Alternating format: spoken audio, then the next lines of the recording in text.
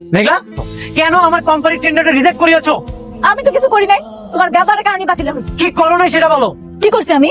তুমি নাইট ক্লাবে গিয়েছিলে, আর সেখানে যে শালিমা বিল্ডার্সের কোন একটা লোককে তুমি হাত করেছো, আর সেই হাত করে আমার কোম্পানির টেন্ডার তুমি রিজেক্ট করিয়েছো। অনেক সবাই তোমার মতো মনে করো। তোমার মতো রুচিহীন মানুষের সাথে কথা বলার থেকে না কথা বলাই ভালো। তোমার আমি ঘৃণা করি, তুমি চলে যাও। আমারও কোনো রুচি নেই তোমার মতো নষ্টামের কাছে আসা।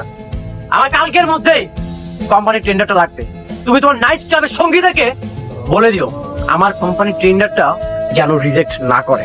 আর যদি না দেয় তুমি কি করবা? কি করব? আমার কোম্পানির টেন্ডারটা চাই মানে চাই, সেটা আগামী কালকের মধ্যেই চাই। তুমি আমাকে ধ্বংস করবে আর সেটা আমি নিজ চোখে দেখবো, সেটা কখনোই সম্ভব না। দেখ মনে তুমি কি করতে পারো, দাও। আবার কোন ঝামেলা করলি রে মা? তুমি এসব বুঝবা না, তুমি যাও মা। তোর বিয়ার পর থেকে তো একটার পর একটা ঝামেলা লাগেই আছে, আর নতুন করে ঝামেলা বাড়িস না। ঝামেলা বাড়ানোর কিছু নাই, খেলা শুরু হয়ে গেছে আম্মা। আর এই খেলায় তোমার মাইয়া অংশগ্রহণ করছে। যতক্ষণ এই খেলা চলবো ততক্ষণ তো খেলতেই হইব। এর শেষটা আমিও দেখতে চাই কি হয়। তোর কথা তো মাথা মুন্ড আমি কিছুই বুঝতেছি না।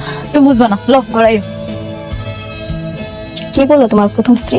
কাজটা কি তোমাদের দেবে নাকি দেবে না? কাজ না দিয়ে কোথায় যাবে? আমার কাজ আমি ঠিকই আদায় করি। দেখো, কাজ আদায় করতে গিয়ে আবার ভালোবেসে ফেলো না। কিসের ভালোবাসা? ও আমার সাথে প্রতিশোধ নিচ্ছে, আমি কোনোভাবে ওর কাছে হার মানবো না। তুমি কিন্তু আমাকে কথা দিয়েছো, তুমি ওকে পুরোপুরি ছেড়ে দিয়ে বাকিটা জীবন আমাকে নিয়ে কাটাবে। আজ আমি তোমাকে আবার বললাম, আমি তোমাকেই ভালোবাসি, আমি তোমার সাথে থাকবো।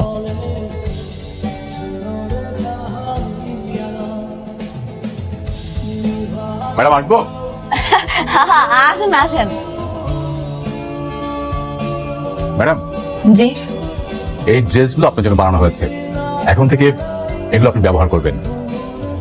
আর গুলশানে যে আলিশান বাড়িটা আছে, ওই বাড়িতে আপনি শিফট হয়ে যাবেন। না না, এগুলো আপনি কি কইতাছেন? এইসব জামা কাপড় আমি পরতে পারতাম না। আর তাছাড়া আমি আমার আব্বা আম্মার কাছে থাকবো, বস্তিতে থাকবো, আমি হ্যাঁ যাবো কেন? ম্যাডাম, এগুলো সবকিছু আপনার, আপনি হাজার হাজার কোটি টাকার মালিক। কোটিপতিরা কি বসে থাকতে পারে? এটা ঠিক আছে, কিন্তু আমি তো আর ছোটবেলা থেকে এত কুটিপতি আসছিলাম না, হঠাৎ করে হয়েছি। তাছাড়া আমি আমার বাপ মারা অনেক ভালোবাসি। হ্যাঁ গো স্যার, আমি থাকতে পারবো না। আমি বস্তির মানুষ, বস্তিতেই ভালো। সত্যি ম্যাডাম, আপনি অদ্ভুত মানুষ। আপনার জায়গায় যদি অন্য